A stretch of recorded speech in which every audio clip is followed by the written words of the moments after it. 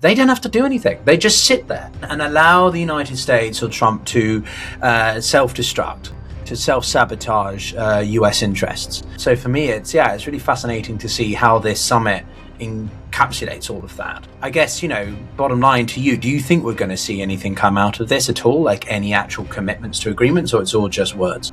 For Trump, especially in this moment of American weakness, just frankly with the war in Iran, I think it's important for him to signal to the American people that China is not an immediate threat. They might be a threat in the long term for decades, and how China is just waiting for an opportunity to pounce on the United States and take advantage of us at a moment of weakness. And now we are in a moment of weakness, and we have to do the opposite because we freaked people out so much in our own country that we have to kind of calm them down. Trump has to calm them down from the narratives that he himself. This is the Global Gambit.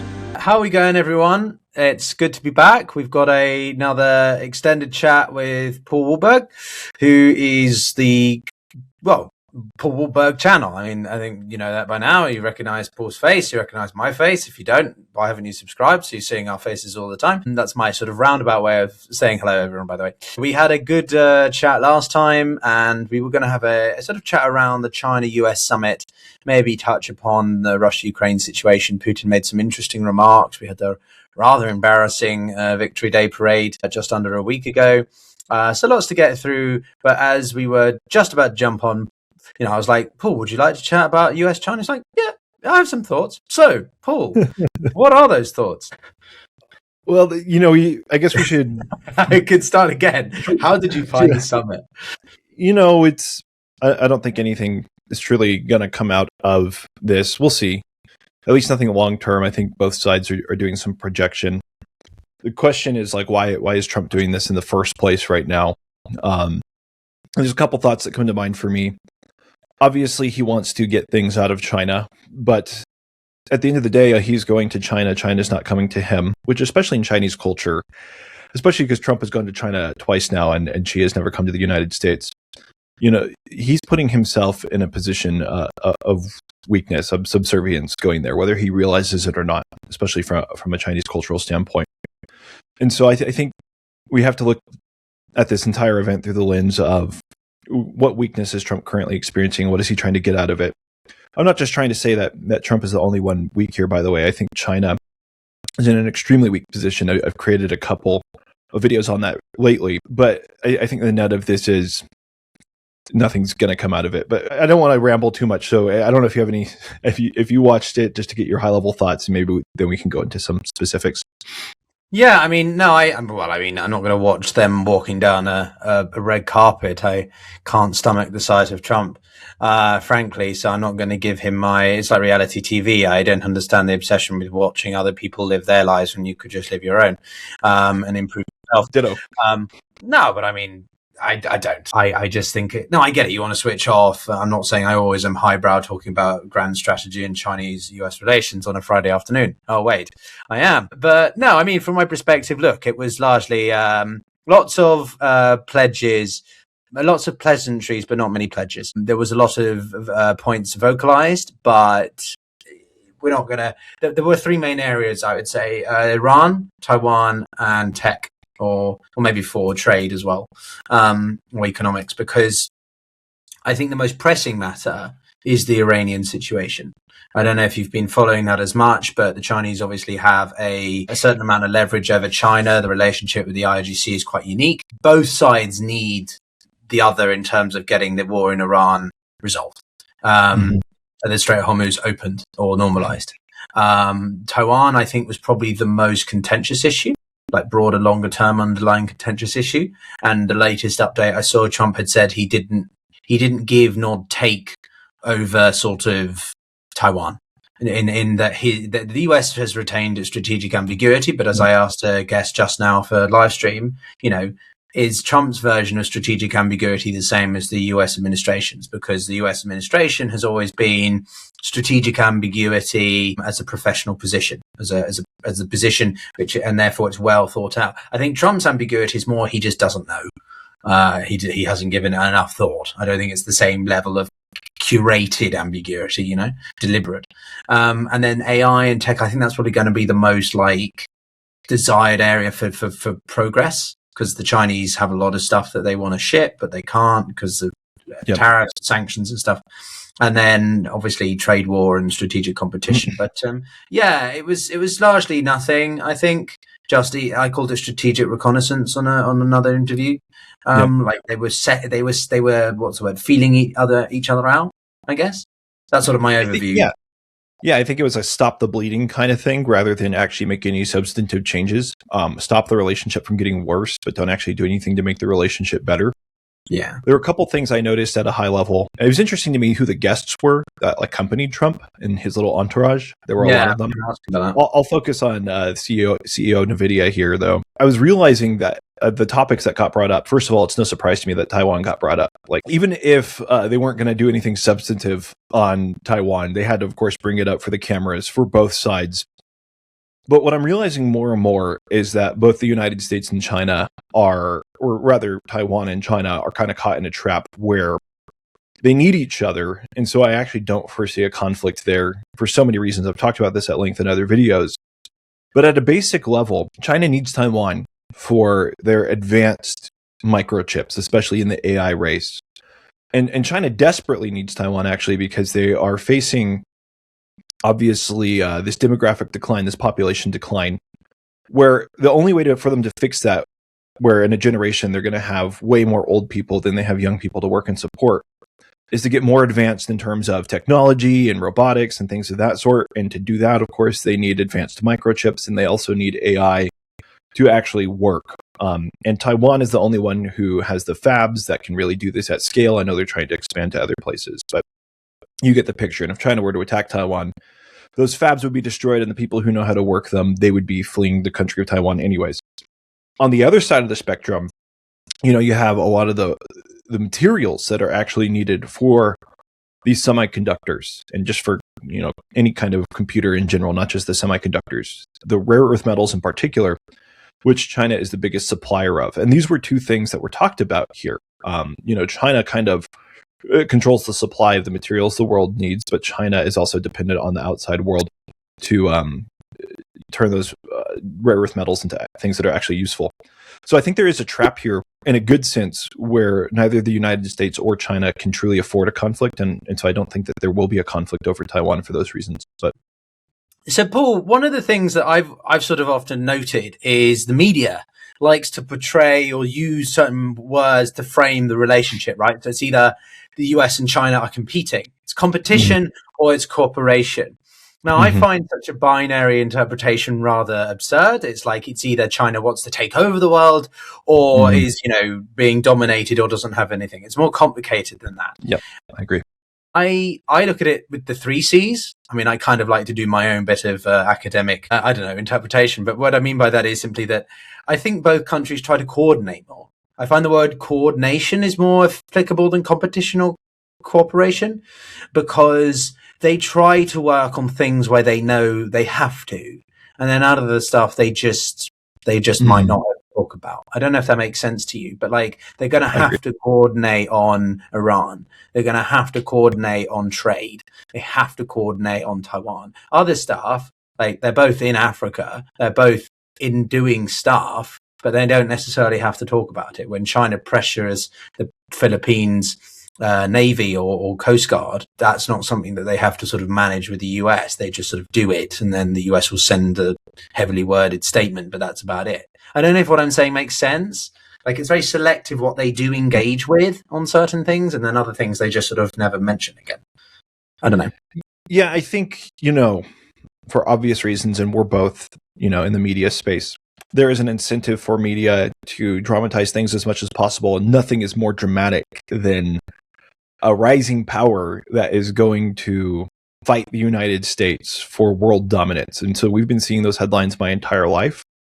And to some degree, it's true. To some degree, it's always been exaggerated. I was just mind blown when I was reading the headlines about this particular summit. The headlines were like all about Taiwan, which I see as a pretty minor issue to the event, but the media knows that like that's how you have to get attention. You have to talk about China's going to attack Taiwan any day.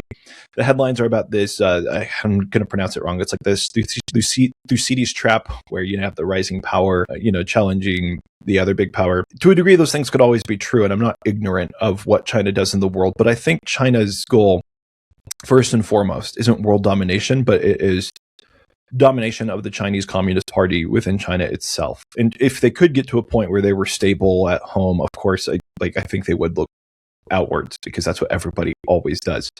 But I don't think they're at a point where they're stable at home. And so they're going to cooperate with the United States. And that's why we'll have summits like this that pretty much directly contradict a lot of the high level rhetoric we hear about this relationship. So we're going to compete, especially for economic resources. But we have to look at the relationship through that lens. China, first and foremost, cares about stability at home rather than trying to conquer the entire world around them. And even I think a lot of their Taiwan rhetoric is aimed more towards actual stability at home rather than actually conquering Taiwan. It's part of a unifying narrative to unify people in any group. You have to have an enemy on the outside. And so China uses the West and the West uses China, if that makes sense. No, it does. As I said in the beginning, China, I'm not an intricate expert of everything Chinese, but when I look at it in the context of grand strategy and great power competition, which is my area, my thematic area of expertise, Russia's my regional, if you like. Fascinating to see how the country has changed in its relationship to the United States, in its relationship to the European Union, to Russia, to Japan, to India, all these other different poles. You can really see the shift. I mean, you can almost pinpoint it day by day. When Xi took over from Hu Jintao, right? Mm-hmm. There was this notable assertion in foreign policy, right? The Belt and Road Initiative, Shanghai Cooperation Organization, SEO, all these things really became something. The creation of the Spratly Islands in the 9-9. All this was a demonstration to me that whilst China as a collective entity wasn't sure whether it wanted to be global hegemon, it was clear that she wanted to ensure that China was much more of a proactive and assertive leader globally. There's debate around whether it wants to be a status quo power, this idea that it just it's happy with things as they are. America gets a lot of the flack for invading this and for interfering in that. And China softly, slowly undermines Taiwan's legitimacy in the eyes of other nation states, or gains favorability with more countries. And that's happening right now with the war in Iran, right? What's the quote by Sun Tzu? Never interrupt your enemy when they're making a mistake. Right? Which is more, I think, pertinent for Trump. They don't have to do anything. They just sit there. Mm-hmm. And allow the United States or Trump to self-destruct, to self-sabotage US interests. And we can see this in polling. Fascinating for me to look at international polling of sort of not just the US and China, but how other countries perceive one another. The Pew Research Institute in DC do this, or Pew Research Center, sorry. So for me, it's really fascinating to see how this summit encapsulates all of that. I guess, bottom line to you, do you think we're going to see anything come out of this at all, like any actual commitments to agreements, or it's all just words? I mean, we'll probably see some kind of low-level, unimportant type of agreement, but I think it's mostly just going to be words. I think, for Trump, especially in this moment of American weakness, just frankly, with the war in Iran, I think it's important for him to signal to the American people that China is not an immediate threat. They might be a threat in the long term, but a lot of people are nervous about the fact that we can't get the job done in Iran. Our stockpiles are depleted. We've seen people talking about this from the beginning, and it's only getting worse. And they're nervous about that relationship with China and the United States because we've been playing up how evil China is for decades and how China is just waiting for an opportunity to pounce on the United States and take advantage of us at a moment of weakness. And now we are in a moment of weakness. And we have to do the opposite because we freaked people out so much in our own country that we have to kind of calm them down. Trump has to calm them down from the narratives that he himself has spread. And I think that is a big reason for him wanting to go to this summit, to show not that we're best friends with China, but that we're not like the worst adversaries in the world and that we're working with China to avoid a conflict. And that was a big theme of the summit from both sides. I will be honest that I have a big antipathy towards the CCP. I do think they are one of the biggest challenges for democracies. I'm not going to go into every single specific detail, but for me, not to go fully back to Taiwan, but in the time that I was studying it Well, one thing I really came to appreciate, sort of this was an example of this concept. Basically, what I mean is that the more you press a smaller group or something, a minority, to do something, the more likely they're to resist. And nowhere is that captured better than with the way China, over time, has tried to forcibly coerce the Taiwanese into, national rejoining or accepting reunification as the inevitability, which, it's his crowning achievement. You have to make up for the national century of humiliation, or century of national humiliation rather. But the more they press, the more that's actually alienated the Taiwanese. And if you go back 15 years, when Hu Jintao was in power and he was a bit softer, the Taiwanese were much more likely to be open to the idea of eventual reunification, over time, not immediate, but over time. And whilst I appreciate, what you're saying about there's not an imminent invasion, I agree. I think there's a lot of structural issues the Chinese have to figure out as well, demographically, militarily, and stuff. I do think that Xi's pretty intent on getting that symbolic unification of some degree. I just wonder I do worry about the exercises they hold around Taiwan and the sort of growing military demonstrations. But I mean, I think it's imminent tomorrow or 2027. Everyone says the sea's perfect, the weather. No, I don't, but I don't know. We have to take the threat seriously for sure. And sometimes I'm misunderstood as if I'm saying we should just not worry about it at all and let our guard down. And that's not really at all what I mean. But I think, when I see China gesturing around Taiwan, if China's actual goal was to attack Taiwan, all of those actions are very un-Chinese, historically. I mean, everybody can study Chinese war literature. Sun Tzu, The Art of War, is probably the most famous war literature, period, around the world. And a lot of that war literature is about misdirection. It's make a movement in the east and then attack in the west, that sort of thing, or make a movement in the south and then attack in the north, that sort of thing. And so, of course, we have to protect ourselves when somebody is gesturing to the east, because if they do gesture to the east and we do nothing, they'll probably take advantage of that weakness. But I also think if their genuine goal was to do that, they probably wouldn't gesture so wildly, because it just goes so against what we can learn and know about their history and their culture. Now, I guess it depends on how deeply the Chinese Communist Party is actually rooted to Chinese culture. And obviously they've made a lot of breaks from that. But I still think that they have a lot of respect for their history, and that's the body of knowledge that they prefer to pull from rather than Western doctrine. And so I think it influences their thinking the most. Oh, definitely.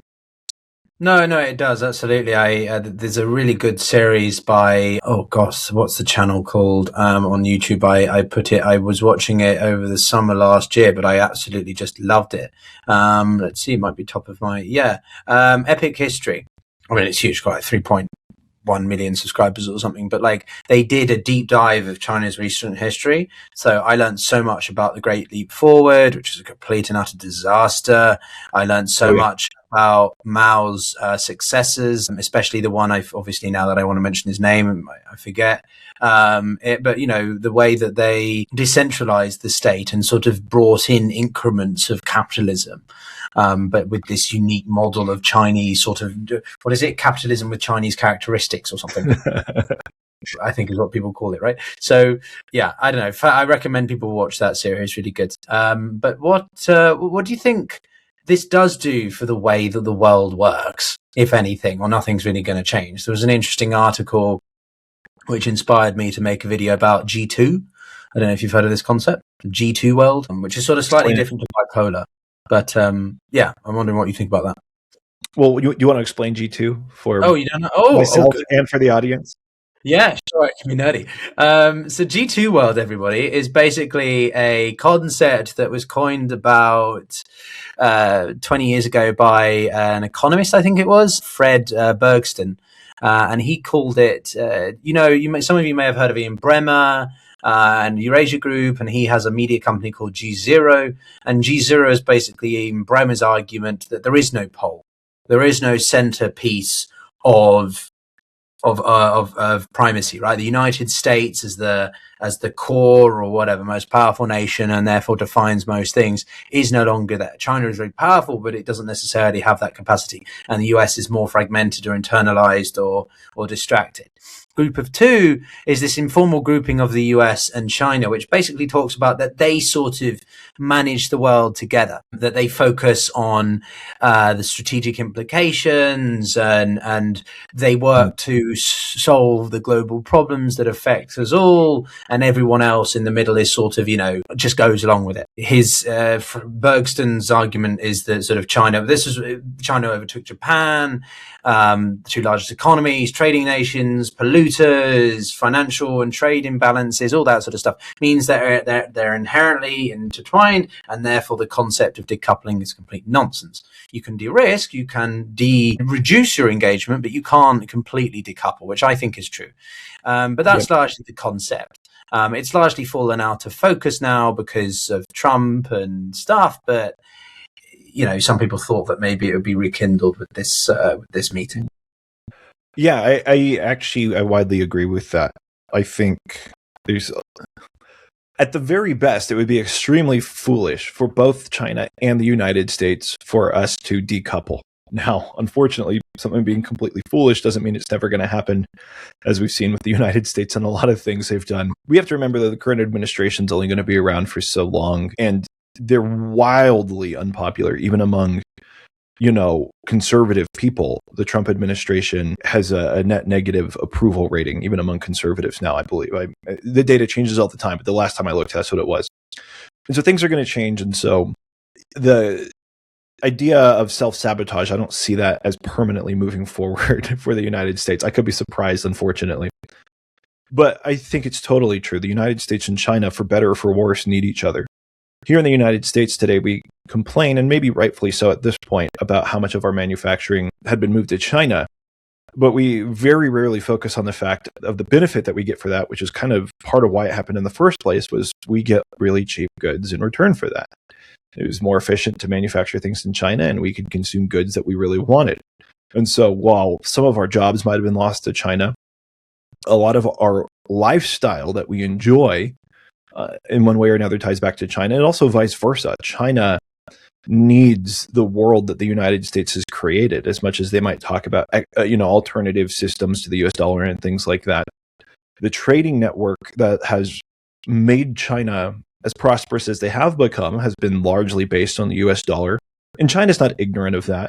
And we haven't even gotten into the specifics of the supplies and things that China needs to manufacture the goods that we purchase, a lot of which either do come from the United States or at least come through trade routes that the United States has secured and guaranteed. I'm not even talking about just against other nations. I'm talking about against pirates and things of that sort. People forget how huge the US Navy has been around the world to prevent that from happening. So China needs all of that. I already talked about the microchips. We both need each other here. China needs the microchips, the advanced manufacturing capability, but they have a lot of the raw materials that are needed to do that, at least on a global scale. It's kind of a reverse of the typical thought process when it comes to China. So I don't think there's a way for us and China to completely decouple. And I think that dramatically lowers the risk of a conflict actually happening. It dramatically raises the risk if a conflict does happen, but it dramatically lowers the risk of a conflict actually happening. And the question is are there sensible people in the room? And I do think the fact that Trump went to China is an acknowledgement, even in his mind, that we can't just totally decouple from China. I mean, you look at his rhetoric earlier in the trade war and the tariffs, like he wants to decouple from China to a large degree, probably the maximum degree we've ever seen in a president. And even he is acknowledging the need to go and visit Xi in China. So that's huge. I think it all goes exactly towards that G2 concept you mentioned. Interesting. Oh, okay. So you do abide by it. I do. Okay, interesting. I think it was quite a clever bit of statesmanship or craftsmanship by the Chinese, because they put on a state visit, but Xi didn't turn up to meet Trump when he landed. So it's a bit of sort of give hand but take away. Power move.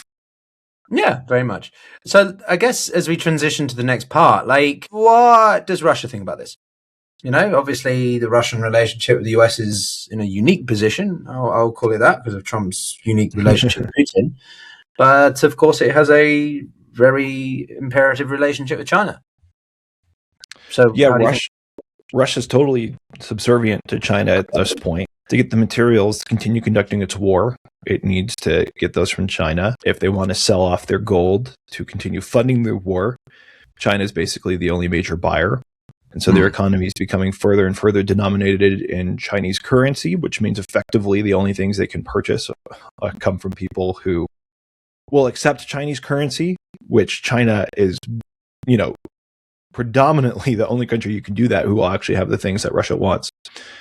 And so that's the background. And now I'm kind of processing what Russia thinks about this specific summit. I think anything where China's relationship with the United States is looking a little bit better is negative for Russia because it lowers their bargaining power with China and things of that sort.